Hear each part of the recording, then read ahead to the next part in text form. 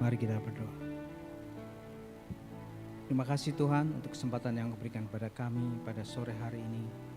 Kami boleh ada di sini, kami memuji dan menyembah Engkau.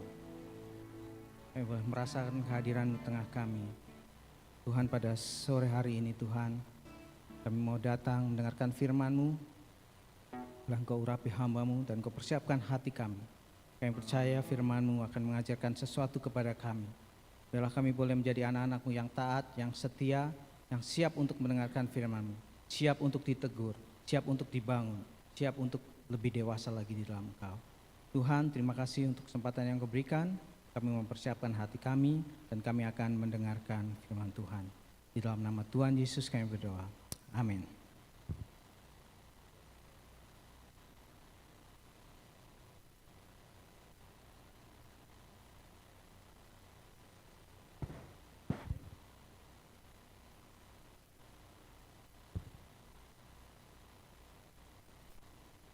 Selamat sore, selamat kita bertemu lagi di dalam rumah Tuhan, ya. Dan mengucap syukur kita boleh ada pada saat hari ini. Kita sudah memuji membesarkan nama Tuhan. Kita akan belajar sore hari ini firman Tuhan dari Lukas ayat yang ke-10 sampai yang ke-37.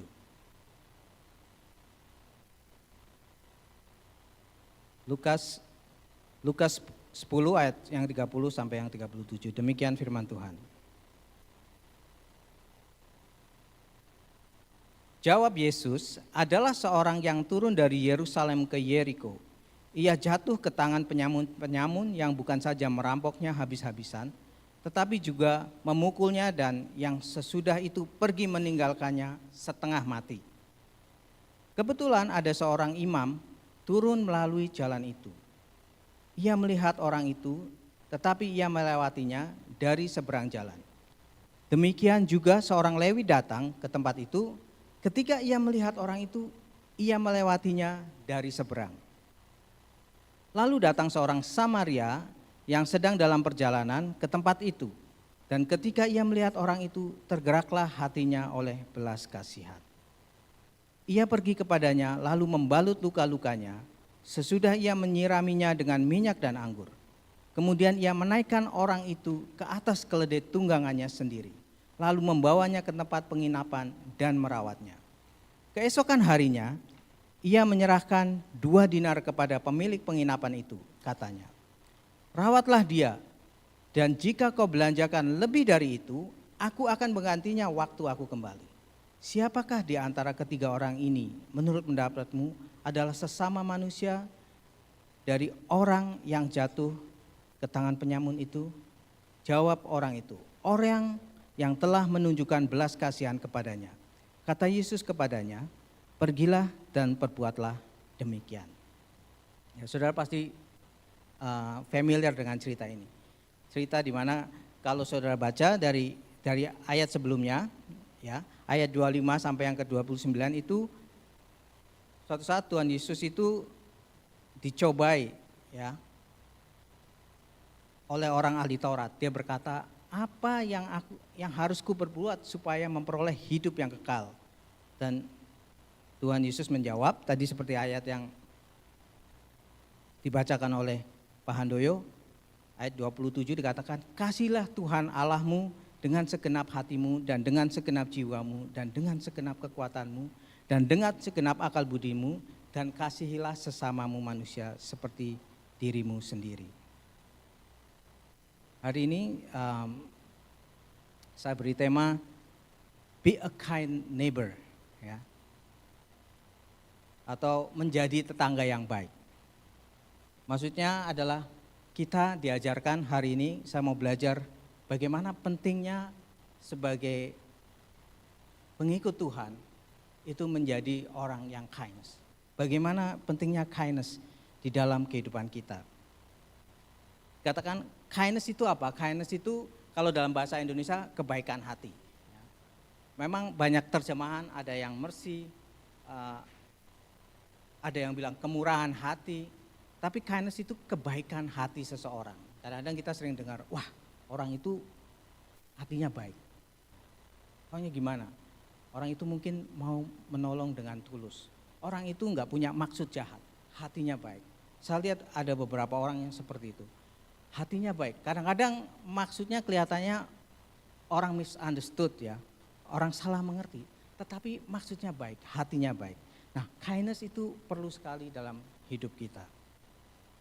Dikatakan dalam bahasa Inggris, kindness itu a quality of being friendly, generous, considerate toward others, often demonstrated through action like helping, sharing, and showing empathy without expecting anything in return. Jadi kindness itu kebaikan hati yang tidak mengharapkan apa-apa kembali. Saya percaya dalam kehidupan kita sudah mengalami hal itu. Kenapa kebaikan itu penting sekali? Saya belajar kebaikan hati itu memberikan kenangan yang kuat. Minggu yang lalu itu ada seorang ibu, dia itu mama teman saya. Jadi saya berteman dengan dia itu dari SD sampai sekarang sebetulnya. And then kita berangkat sampai SMA itu sama-sama. Meskipun kita pisah dari SD, SMP, SMA sama-sama. Ya, saya mau cerita, minggu yang lalu saya mendapat kabar tante ini dipanggil Tuhan. Ya. Namanya Tante Doyin. Yaitu di tempat saya, di Randu Dongkal, desa itu, dia punya restoran. Dan restorannya itu terkenal, zaman dulu kalau sedang lapar gitu, itu salah satu restoran yang biasanya orang berhenti makan. Nah, saya berteman dengan anaknya. Dari SD, SMP, saya berteman. Nah, setiap kali saya datang, karena ini restoran, pasti ditawar. Apa yang ditanyakan? Steven, sudah makan belum? Nah, itu pasti. Sudah makan, ya orang Indonesia biasanya seperti itu kan. Sudah makan atau belum? Nah, tante ini juga sama. Dan saya biasanya disuruh makan. You know why? Karena anaknya ini mungkin bosen dengan makanan mamanya ya, atau karena tinggalnya di restoran, makannya itu susah. Dan dia mengajak saya supaya apa? Saya bisa temenin dia makan. Jadi saya diajak, ayo makan. Singkat cerita saya sering main ke sana ya, bukan karena dikasih makan, saya memang berteman dengan dia ya, itu keuntungannya juga. Tapi saya sering main ke sana, saya tumbuh bersama. Sampai sekarang kalau saya ke Indonesia, terakhir saya nginap tempat dia. Ya, Yuli tahu. Nah, akhirnya kita bertumbuh. Setiap kali saya pulang ke rumah, nah tante ini makin tua, akhirnya restorannya tutup. Tapi makanannya itu terkenal enak. Dia meskipun Tionghoa, Chinese, tapi dia masakannya itu masakan Jawa. Ya masakan Jawa, terus dia ada es campur ya seperti yang kita bikin di sini. Setiap kali saya pulang, dia pasti lihat. Biasanya anak telepon, oh mah itu si Steven pulang tuh. Apa yang dia lakukan, mamanya ini, tante ini tuh udah tutup restoran, gak pernah masak. Dia pasti akan masak dan dikirim ke rumah saya. Ya. Pagi-pagi saya bangun gitu, ini ada kiriman dari tante Doyin. Oh ya, udah saya makan. Nanti saya kunjungi dia, lo tante gimana kabarnya ya, seperti orang tua ya biasa, wah dipeluk-peluk kepalanya, dipuk-puk kayak gitu, karena saya dianggap seperti anaknya. Terakhir saya ketemu dia di kursi roda, ya, dan minggu yang lalu dipanggil Tuhan, saya merasa wah ya, saya ikut kehilangan. Simple, ya, karena saya teringat akan kebaikan hatinya. Ya dikasih makan ya, itu terkenang. Tapi kebaikan hatinya, sampai meskipun saya sudah nggak pernah main ke rumah, waktu pulang dia masih ingat, udah kayak dianggap anak sendiri lah. Jadi kalau saya datang sama keluarga itu, oh ya pasti masih sama pertanyaannya, sudah makan belum? Ya. Dan dia kalau saya bilang belum, pasti dia menyiapkan sesuatu. Saya bilang, oh udah tante, terus kita cerita-cerita. Kebaikan hati itu akan dikenang. Makanya penting sekali bagi kita untuk melakukan hal yang baik. Mother Teresa berkata, kind words can be short and easy to speak, but their echoes are truly endless. Pada saat kita mengucapkan sesuatu yang baik, mungkin kita sendiri sudah lupa kita pernah mengucapkan. Tetapi itu bisa terkenang. Apapun yang kita lakukan, apapun yang kita kerjakan, ketika kita melakukan kebaikan, mungkin kita sudah lupa. Tetapi kebaikan itu akan dikenang orang. Makanya itu hari ini kita mau belajar, kenapa penting sekali kita tetap berbuat baik, menjadi orang yang kind. Yang kedua, kebaikan itu apa? Mendatangkan sukacita. Menurut ada poll tahun 2023, itu dia mengadakan poll itu apa ya? Survei ya. Mengadakan survei terhadap 2.200 adult di Amerika. Itu menyatakan bahwa orang yang kind, orang yang berbuat baik, yang punya hati yang baik, ya dikatakan pada saat dia melakukan kebaikan, 89% dia itu merasakan lebih baik, merasakan lebih bahagia. Dan yang menerima itu 90%, bedanya 1%.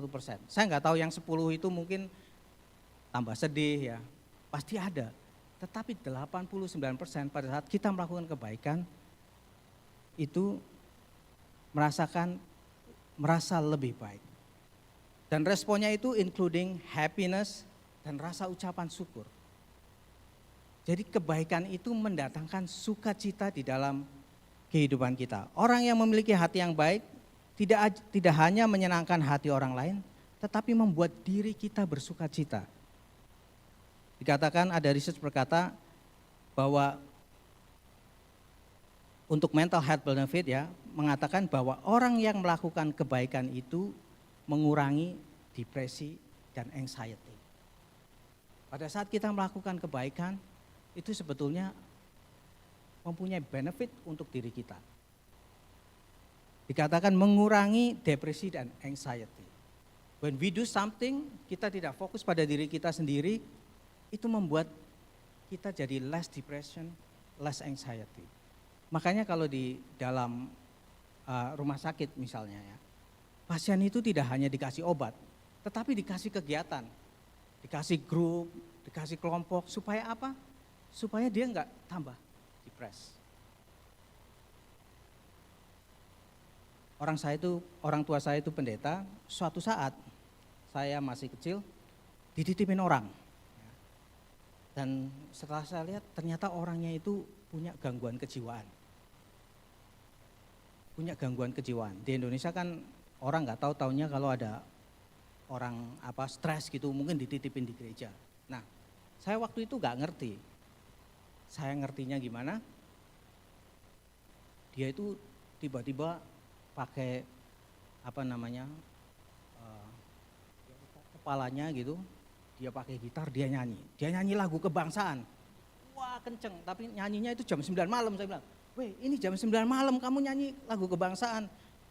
Bukan 17 Agustus lagi ya kan. Wah tapi dia ketawa-ketawa. Waduh ini orang ini bahaya, orangnya gede, tapi otaknya mungkin kena depresi gitu. Nah parahnya lagi suatu saat, diambil spiritus, tahu ya spiritus itu alkoholnya tinggi. Gak tahu sekarang spiritus itu alkoholnya berapa, maybe 92% high. Suatu saat dia ambil gelas, dia bilang, aku mau perjamuan suci katanya. Nah itu di depan mata saya bilang, loh jangan diminum. Itu kalau orang normal gak tahu, mungkin ususnya udah kebakar ya. He's okay. Tapi waduh ini gawat. Nah orang tua saya, karena orang tua saya bukan psikologis, saya pendeta, gak tahu apa, tapi orang tua saya itu caranya apa? Kasih dia assignment. Jadi tiap hari dia disuruh kerja, badannya gede. Doing this, doing that. Sampai suatu saat saya tanya sama habis saya, Pi ini gak kasihan toh Pi, masa disuruh kerja terus gitu kan. Terus dibilangin ayah saya, kalau dia gak kerja, pikirannya kosong, nanti dia tambah bahaya kayak gitu. Memang ada poinnya. Dikasih kegiatan, akhirnya suatu hari it's getting better. Taunya getting better kenapa? Dia pulang. Ya, saya nggak tahu ceritanya setelah itu. Saya dengar ceritanya balik lagi ya, karena mental illness itu memang nggak gampang. Tapi pada saat dia melakukan sesuatu, dia merasakan ada purpose, mentalnya jadi lebih baik. Di dalam kehidupan kita juga demikian. Pada saat kita melakukan kindness untuk orang lain, pada saat kita melakukan sesuatu yang baik untuk sekitar kita, itu sebetulnya mendatangkan sukacita di dalam kehidupan kita. Yang ketiga, kenapa kemurahan hati itu penting? Sebetulnya kemurahan hati itu menurut Proverbs 11 ayat 17 ya, Amsal 11 ayat 17 dikatakan demikian. Orang yang murah hati itu berbuat baik kepada dirinya sendiri, tetapi orang yang kejam menyiksa badannya sendiri. Di dalam bahasa Inggris dikatakan, a man who kind benefits himself, but a cruel man hurt himself. Pada saat kita melakukan perbuatan baik, itu sebetulnya benefiting ourselves. Seperti kita menabung, kita invest, suatu saat kita akan menuai hasilnya. Ada seorang anak, dia main-main, ketemu pamannya, ya, ketemu seseorang. Pamannya itu biasa aja. Suatu saat, pamannya itu di dalam kesederhananya, dia kasih uang sama anaknya ini 10.000. Wah, kaget anaknya. Kasih 10.000 ya. Kebetulan anaknya juga pas gak ada uang, tapi tidak expect. Yang no, wah it's okay, bawa aja. 10.000 rupiah, saudara-saudara. 10.000, waduh, ya, rasanya gimana? Akhirnya waktu berlalu, mungkin yang memberikan sudah lupa. Tetapi yang diberikan ini ingat, 10.000 rupiah. Akhirnya waktu berganti waktu, anak ini lumayan lah. Apa yang dia kerjakan? Pada saat melihat, oh angkelnya mungkin saat dia butuh atau enggak, ya mulai memberikan. Nilainya bukan 10.000 lagi, tapi lebih dari 10.000. Berlipat kali ganda. Just simple because uang 10.000. Mungkin di sini 10.000 is, saya nggak tahu dulu 10.000 maybe like $4. Kalau 2.500, sekarang 10.000 is not even a dollar, mungkin 75 sen. Ya. Tapi dikembalikan. Anaknya itu saya. Ya, saya merasakan, percaya tidak, saya sampai sekarang masih ingat. Aduh, saya ini sebetulnya nerima ya kak, gak mau, saya bilang gak mau. Gak usah om, saya oke, tapi udah bawa aja. Tapi saya masih ingat, di tengah kesederhanaan dia begitu baik. Dalam kehidupan kita melakukan kebaikan. Mungkin orang lain lupa, mungkin our act of kindness tidak direncanakan. Mungkin cuma spontanitas, mungkin hal yang kecil. Tetapi itu akan berbalik berlipat kali ganda. Tuhan mengingat segala kebaikan kita. Nah, dari ayat ini kita akan belajar juga hal-hal yang praktikal. Saudara mungkin sudah sering mendengar cerita ini. Saya dan ada di cerita ini ada yang satu pendeta, satu ya, imam, satu orang Lewi, dan satu orang Samaria. Orang Samaria itu kita tahu pada saat itu dianggap orang yang marginalized, orang yang enggak dianggap. Orang kalaupun dianggap, dia dianggap jahat, dia dianggap sesat, dia tidak diperhitungkan. Dan Tuhan Yesus memberikan gambaran ini di depan orang Farisi, orang-orang pendeta bagaimana tentang siapakah orang yang dianggap sesamanya kepada orang yang membutuhkan ini. Dan Tuhan Yesus memberikan contoh bagaimana orang Samaria ini yang tidak dianggap justru melakukan hal-hal yang baik. Kita akan belajar dari orang Samaria ini. Saya belajar yang pertama, apa yang bisa kita bisa pelajari dari kebaikan orang Samaria ini? Apa yang berbeda? Ketika orang Samaria ini melihat orang yang jatuh ini, ayat yang ke-33 berkata demikian.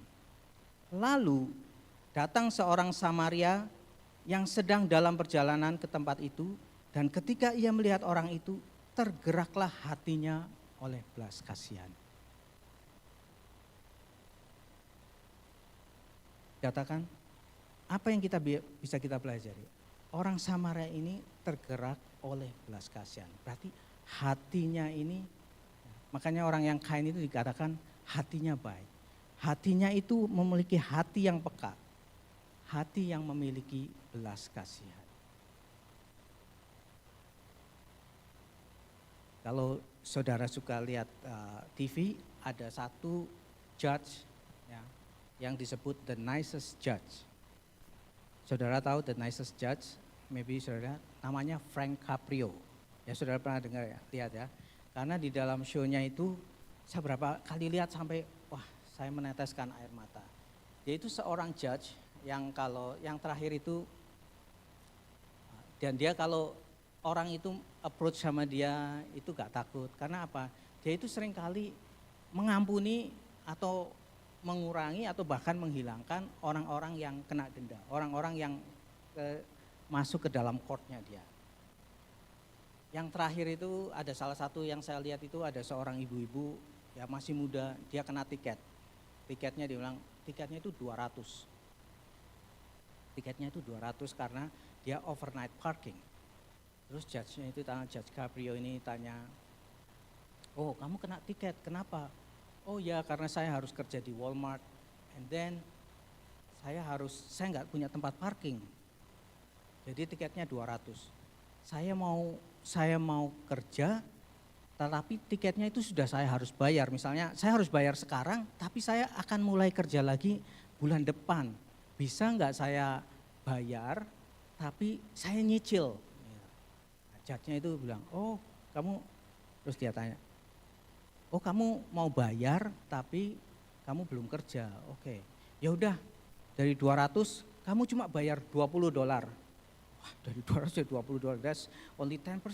Dan kamu boleh nyicil sebisa kamu.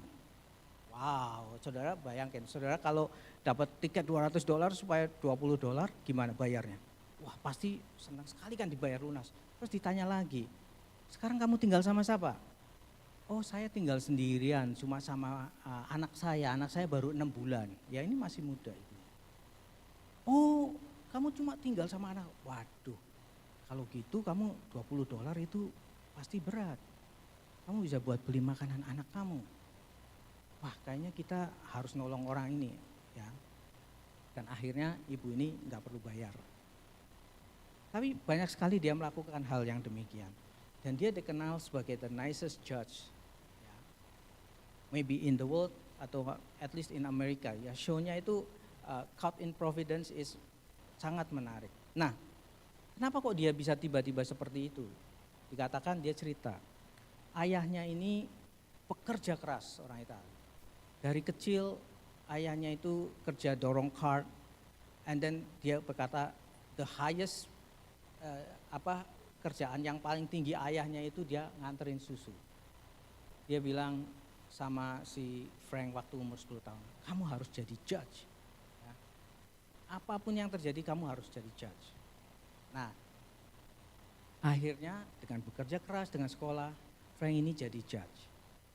Pada saat dia pertama kali menjadi judge, dia juga sama seperti ini, dapat kasus yang pertama, ada orang wanita yang didenda $300. Tapi karena dia baru lulus, dia bilang, you have to pay ya. Dikatakan $300. She had no money to pay them. Nah, Caprio ini karena dia hari pertama dia try to firm, dia bilang, oke, nggak peduli apa argumenmu, kamu harus bayar $300. Dan dikatakan kalau kamu nggak bayar, ya kamu akan mengalami mungkin waktu itu parking tiket juga, mobilmu akan diambil. Waktu dia selesai melakukan hal itu, papanya dia bilang, namanya dia bilang Antonio. Antonio itu papanya, dia bilang, Frank, that woman, you find her, she was scared. Dia itu takut. kamu harus ngomong sama dia. Kamu harus belajar ngerti masalahnya kenapa dia melakukan hal itu. You cannot treat people like that, Frank, katanya. Itu kata papanya kepada dia. Sejak itu, dia bilang, pada saat dia mendengar itu, dia merasa sedih sekali. Dia merasa sedih sekali dan sejak saat itu dia belajar, dia berkata, he promised himself he would always put himself in the shoes of those before him. Listen to their stories and temper the law with mercy and compassion. Itu pertama kalinya, saya waktu dengan cerita ini, wow, this is amazing. Orang yang mau belajar, orang yang mau ditegur, dia mau belajar dan dia melakukannya. Sejak saat itu cara dia menghadapi orang yang salah itu berubah. Dia mengutamakan, dia listen to the story, dia berusaha mengerti masalahnya dan dia memberikan ampun dan compassion. Kadang-kadang orang nggak semuanya bebas, tapi kalau kita lihat ya, meskipun salah, zaman sekarang jarang sekali. Meskipun salah, dengan compassion, dia mau melawan atau mengubah hukum. Karena dia apa? Karena dia mengutamakan kindness. Makanya waktu dia meninggal, wah banyak orang merasa sedih. Kalau saudara ada waktu, boleh lihat kasus-kasusnya dia. Bagaimana pengampunan itu bisa mengubah seseorang. Apa yang dia miliki? Hati yang peka, hati yang mengasihi. Dia memiliki belas kasihan seperti orang ini. Marilah kita sebagai umat Tuhan, kita juga belajar memiliki hati yang peka. Orang baik memiliki hati yang baik, yang peka akan kebutuhan orang-orang di sekitar kita. Dimanapun kita berada, di pekerjaan kita, di keluarga kita, dengan anak kita, dengan istri atau suami kita, dimanapun kita, Tuhan tempatkan. Bahkan untuk orang-orang yang mungkin tidak kita kenal. Mari kita belajar mengasihi orang dengan hati yang peka, yang belajar mengerti akan hati orang lain. Orang ini memberikan contoh kepada kita, bagaimana kita bisa menjadi orang yang kind, orang yang baik sebagai anak Tuhan. Dengan memiliki kepekaan hati. Amsal 4 ayat yang ke-23 dikatakan, jagalah hatimu dengan segala kewaspadaan, karena dari situlah terpancar kehidupan. Kita perlu menjaga hati kita. Isi dengan firman Tuhan, ingat akan kasih Tuhan, sehingga kita bisa menyampaikan kasih kepada sesama kita. Itu yang pertama. Yang kedua, bagaimana kita bisa menjadi orang yang kind. Kita belajar dari ayat yang ke-34. Ia pergi kepadanya lalu membalut luka-lukanya sesudah ia menyiraminya dengan minyak dan anggur. Kemudian ia menaikkan orang itu ke atas keledai tunggangannya sendiri, lalu membawanya ke tempat penginapan dan merawatnya. Salah satu tanda yang orang memiliki kebaikan hati adalah orang yang tidak mementingkan diri sendiri. Orang ini mempunyai sikap yang mau melayani.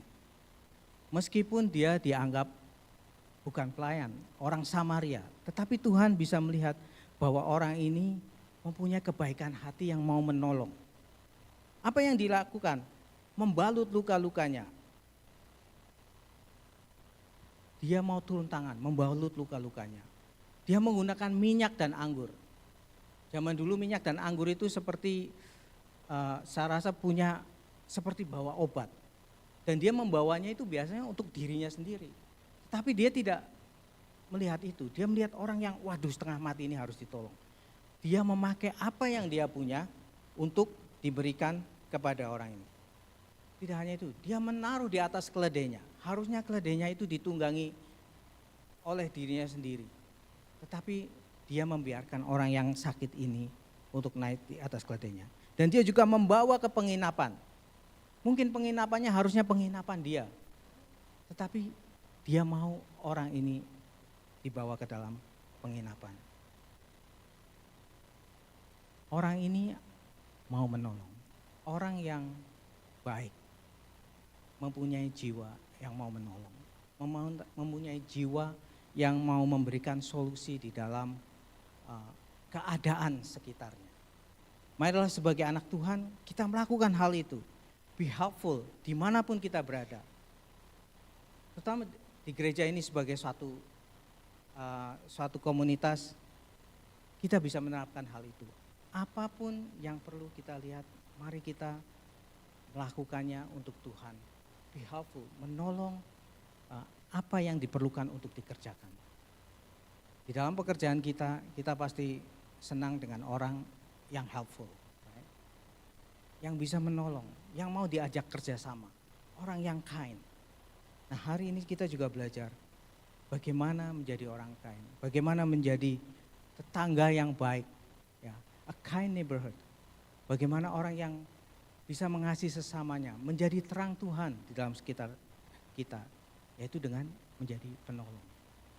Berusaha mencari apa yang bisa kita kerjakan, yang bisa membantu sesama kita. Dalam pekerjaan kita, mungkin tetangga kita, teman-teman kita, be ready to help. Dengan hati melihat, dengan hati kita berusaha mengerti keadaan orang lain, berusaha berempati. It's not easy. Saya sendiri struggle sometimes. Tapi mari kita dipanggil Tuhan dimanapun kita berada, supaya kita menjadi terang. Yang kedua itu, ia menjadi penolong, menjadi bagian dari solusi. Galatia 6 ayat yang kedua berkata, bertolong-tolonglah menanggung bebanmu. Demikianlah kamu memenuhi hukum Kristus. Kita diajar untuk saling menolong satu dengan yang lain. Dan pada saat kita mempunyai komunitas yang saling menolong, hidup kita itu menjadi lebih baik. Kita menjadi bahagia. Kita menjadi lebih maju. Kita tahu kalau saya ada di sini, saya juga merasakan banyak pertolongan dari teman-teman semua. The kindness dari setiap orang yang ada di sini. Saya bisa ingat, mungkin saudara lupa apa yang saudara lakukan ke saya, tapi saya ingat setiap kali, misalnya nih, Lina, ya, contohnya Lina. Saudara tahu nggak, waktu kita married, kita itu, nggak tahu Lina pasti ingat lah ya, kalau ini ya. Waktu kita married, Lina itu banyak bantu married. Nah, karena kita bingung ya, waktu kalau saudara tahu kita married kan restorannya dipindah kan ya, last minute dipindah. Wah, kita ribut. Saudara, kita lupa ya, kita itu enggak nyewa hotel. Jadi setelah married pulang ke apartemen gitu kan. Nah, terus Lina bilang, kamu udah disiapin kamar loh katanya, kata Lina. Wah, akhirnya kita ternyata ada hotel. Ada apa itu hotel ya kali ya, Lin? Ingat gak, Lin? Wah, jadi sama Lina kita, disiapin, ayo pindah, jangan tidur di apartemen. Saudara mungkin gak ada tahu. Tapi enggak cuma itu, kamarnya itu sama Lina dihias. Jadi waktu, kita surprise gitu ya. Saya masih ingat. Kalau itu mungkin Lina ingat ya, Lina. But there is a lot of things, I cannot mention one by one. Kebaikan hati saudara itu membuat saya ada sebagaimana saya ada saat ini. Dalam kehidupan kita, ya, mungkin saudara tidak ingat apa yang saudara lakukan. Tapi orang yang merasakan kebaikan itu akan mengingat. Atau bahkan mungkin lupa bisa juga terjadi. Tapi kebaikan itu tidak akan sia-sia. Hal yang kecil. Sometimes kita melakukan kebaikan, mungkin orang bisa lupa. Atau saudara dikerjain juga bisa. Ya toh? Saya pernah, maksudnya nolong gitu. Ternyata saya dibohongin. Itu bisa terjadi saudara-saudara. But it's okay. Tuhan tetap mengajarkan kita supaya apa? Melakukan kebaikan. Nah, apa yang ketiga? Yang terakhir. Saya belajar dari orang Samar ini. What's make it different? Dikatakan ayat yang ke-35. Keesokan harinya ia menyerahkan 2 dinar kepada pemilik penginapan itu. Katanya, rawatlah dia dan jika kau belanjakan lebih dari itu, aku akan menggantinya waktu aku kembali. Saya melihat orang Samaria ini tidak berhenti menolong sampai ya ditaruh di dalam penginapan. Dia memberikan lebih lagi. Dikatakan menambah 2 dinar kepada pemilik penginapan. Katakan rawat, kalau masih kurang aku tambahin. 2 dinar pada saat itu berarti dia harus bekerja selama 2 hari. 1 dinar itu upah 1 hari pada saat itu, dan dia memberikan 2 hari upahnya dia untuk merawat orang ini. Yang ketiga saya belajar, ya, orang yang kind itu apa? Generous. Orang yang kind itu mau memberi. Banyak kan orang yang mempunyai hati yang baik, itu mempunyai jiwa yang memberi. Jiwa yang memberi. Orang Samaria ini memberikan apa? Memberikan tenaganya. Dia memberikan waktunya.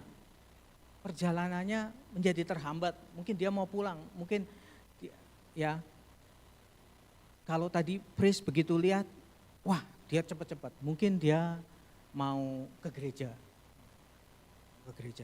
Atau mungkin orang Lewi juga begitu ngelihat, dia cuma ngelihat dari jauh. Mungkin wah ini waktunya nggak cukup ini nanti repot, ini saya bisa telat.